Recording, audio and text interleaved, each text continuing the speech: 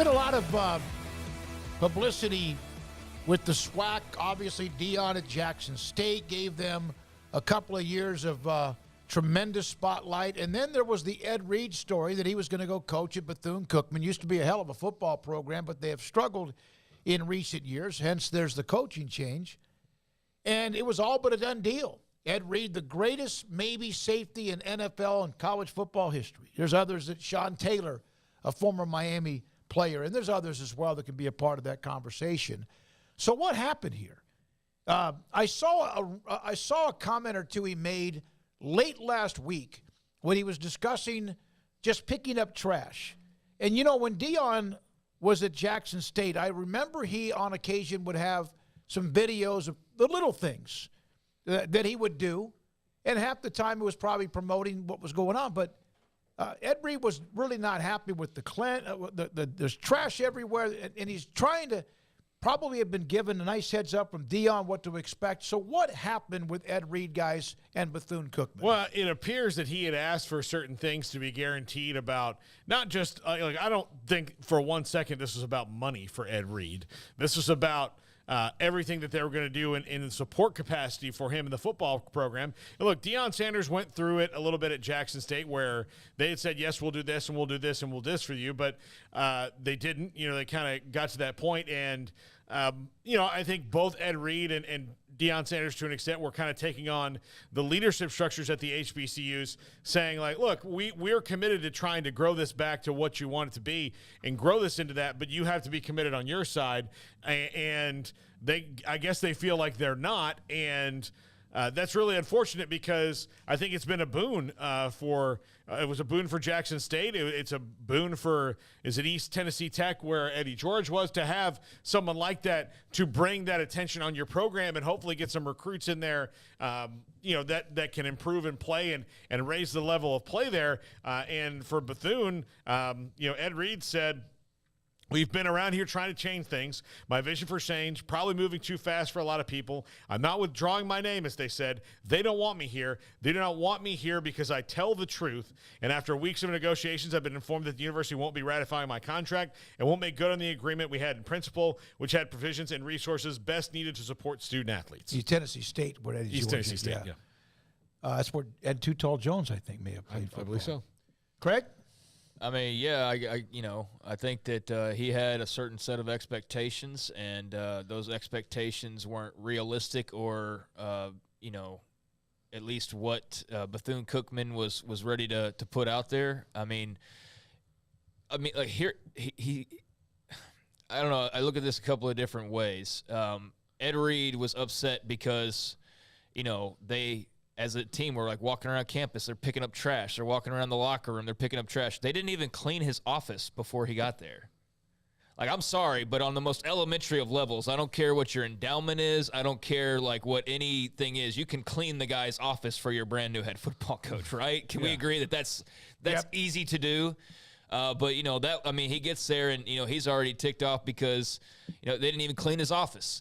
Obviously, there's a contract that's in limbo, and before he even signs that contract, he's already dogging them because of things he's not happy about, like an unclean office. And so I don't think that Ed Reed's necessarily completely innocent here. I think he, maybe didn't have a realistic grasp of what exactly he was walking into. Maybe he saw the tail end of Deion at Jackson State and felt like he was just going to be sliding into something completely similar to that. Perhaps not realizing how much Deion pumped himself into Jackson State to make it appear the way that it did. Not so much that was all on Jackson State's part. Deion, is still going to have to be a fundraiser and things like that at Colorado, but not nearly to the extent that he had to be at an HBCU because just, they're coming from two different places. I mean, and so, on the one hand, I can understand Ed Reed being frustrated because, it's just simple things like having a clean office is not even doable, or having to walk around and pick up trash, and you just want things to be nice and clean and feel good and look good and feel good, look good, play good, right? All right. That. But you didn't even have your contract signed when you're sitting here saying all of these things, and it's like you might have wanted to get that out of the way privately and work on that as opposed to going live and cursing up a storm and bad-mouthing the situation and then just making it fester even more. You know what I mean? And so I think that he probably could have handled it a little bit more of a professional manner, maybe, or maybe just more off camera. They could have done that. Maybe that wasn't Maybe the he case. tried. Maybe that's why he went live, because he had to get it off his chest because nobody was listening to what he had to say, or they were, not willing to budge. I don't know, but clearly his expectations weren't met. What they were expecting, I guess, wasn't quite met either, or at least they felt as though those who were making, the decisions on, how Bethune-Cookman operates, I'm not sure exactly how they felt because I haven't read an article where they're really commenting on his departure, but clearly they thought a different way, or maybe expected a different response from him coming in. But either way, yeah, they butted heads pretty much right out of the gates, and feelings were hurt. And, he said what he said, and they reacted the way that they did. And, here we are to where he's no longer the head coach of Bethune-Cookman, and never, quite frankly, really was in so many different ways. But yeah, it's unfortunate because I think that's really what you held on hope for, is that Deion was not only going to be a creator of change just in that Jackson State situation, but it would be something that blossomed and spread wings, and then you have your Ed Reeds or your Eddie Georges or whoever coming back, giving back, and helping lift up and promote the brand that is, HBCU football, and maybe really taking this thing to a place where we never thought it could go, and certainly have never seen it go maybe in most of our lifetimes. And I do feel like Deion created the momentum for that. But I also understand that not every school's just got open checkbooks. We talk about money like it's nothing, because we see the Baylors or USC or Ohio State or Texas or whoever. Money really isn't anything to some of those schools. And so, that's a lot different of a situation than what you got at Jackson State or, the majority of schools in this country, quite frankly. And so maybe unrealistic expectations on his part, although I do think a clean office is a fair thing to expect. And maybe they bit off more than they could chew as far as not realizing what Ed Reed would maybe want coming in, and maybe what he expected. That wasn't communicated very clearly. I just think ultimately it's just unfortunate, because I thought that was going to be a pretty cool move. Ed Reed going to Bethune-Cookman, building up a program. I was interested in seeing that and seeing if he could spur or create some of that same excitement that Deion was able to create. I mean, there's no denying we saw more HBCU mentions or talk or games than ever before these last couple of years. And Deion deserves a lot of credit for that. And it's unfortunate that, somebody was about to pick up that torch or create another one and start running with it, and that's not going to happen. So. I don't think it's asking too much for you where you live and or where your office is to be clean. And again, a budget is a budget. It's everyone lives in different type of environments if whatever they can afford. Ed Reed, this is from the chat room from Jason. Ed Reed isn't wrong about Bethune's facilities. That place is a mess. It's kind of sad. Also, Ed Reed needs to go to, he's talking about someone who needs to get a haircut. That's Ed Reed's hairstyle. He did nothing wrong. Ed Reed isn't a cheeseball prima donna like Deion. Ed Reed got fired because someone had the cojones to hold the university accountable. He didn't get fired, but he actually, in a way, pretty much, that ended. Well, I think before even any ink's dry, they're already having the head coach dog the hell out of the university, and that's kind of problematic if you're Bethune-Cookman, There you go. That's my chat. This is from Show Memo. Ed Reed could have handled better, yes, yet he would he have been good for the program?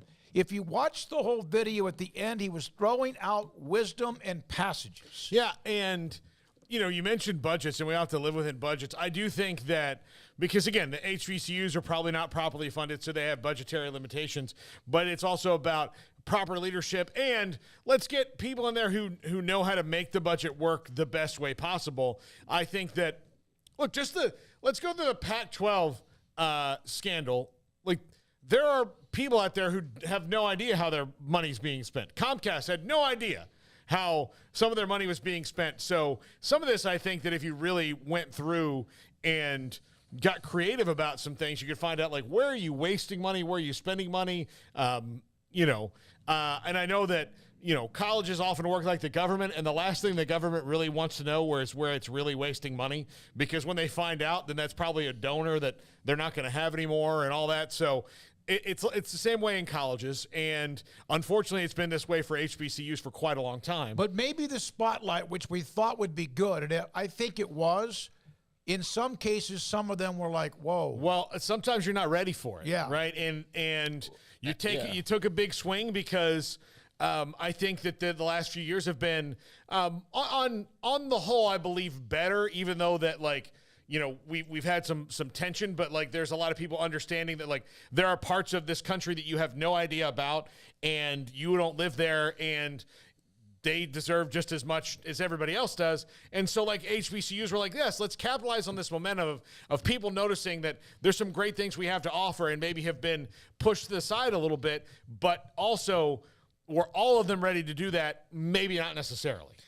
Yeah, there's students protesting. I don't know if you guys saw that, that are protesting him not being the head football coach. So there's at least a little bit of an outcry on campus at Bethune-Cookman, which is neat to see. And, you know, we'll see if it has any impact or not. But I think both sides can be right and can be wrong in this. And I think that's probably what you're seeing. You know, I think Ed Reed has a point of like, hey, can we put a fresh coat of paint on some things here? Can we have a little pride in our appearance? Can we like pick up trash on campus? Like, is that really asking all that much? And I think on the part of Bethune-Cookman, like, can you say those things in private and not like blast it to the world and make us look like, you know, some terrible, ugly campus that doesn't, you know, take care of itself? And so I can see where feelings were hurt on their end of like, here's this guy that's not even officially signed yet, and he's running us down on IG or whatever.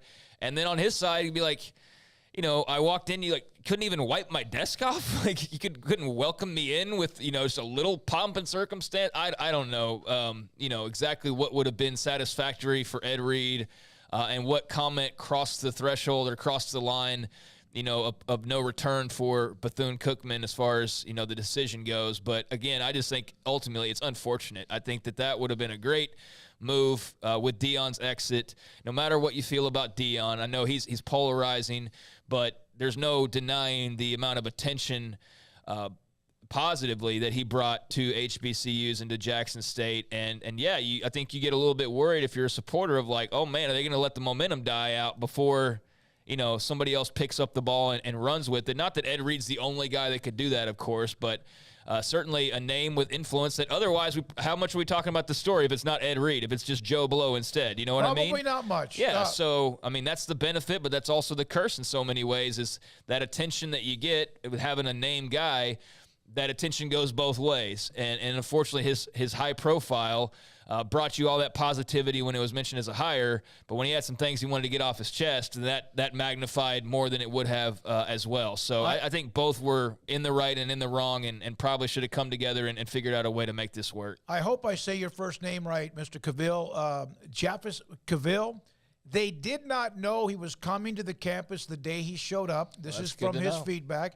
They were dealing with 2 natural disasters during the fall with hurricanes.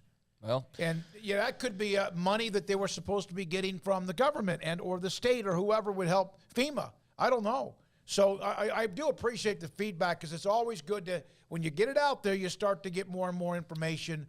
It's unfortunate, as we've said, in both directions. I was excited when I saw that Ed Reed because I thought it might be starting a trend with Deion, Eddie George, as you mentioned, Paul, and then obviously with Deion.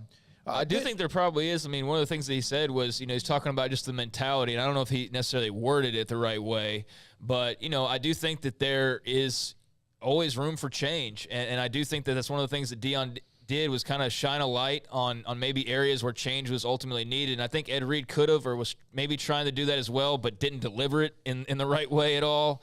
But as far as, you know, the timing of it and the fact that, hey, had he arrived like a day earlier, a week later, it would have been different. Like, you know, that's interesting and, you know, certainly have to give them some leeway if that's in fact the case. But, yeah, didn't know that and hadn't read that part about, you know, or any of the stories that I read about this or the videos I watched. So, yeah, that is an interesting note to add in. Retired stockbroker, but that's a perfect time to show up. That's true.